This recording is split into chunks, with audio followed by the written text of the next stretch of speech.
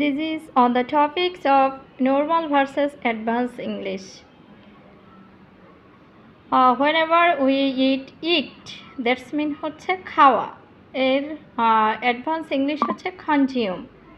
On the other hand drink মানে হচ্ছে পান করা। আর অ্যাডভান্স ইংলিশের ক্ষেত্রে আমরা এটাকে বলতে পারি ইমবাইব।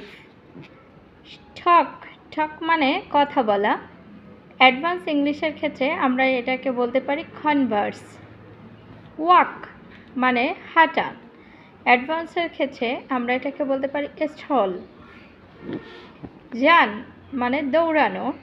অ্যাডভান্সের ক্ষেত্রে আমরা এটাকে বলতে পারি স্প্রিন্ট। সি অর্থাৎ হচ্ছে দেখা। অ্যাডভান্সের ক্ষেত্রে আমরা এটাকে বলতে পারি পারসিভ। লুক মানে তাকানো। অ্যাডভান্সের ক্ষেত্রে আমরা এটাকে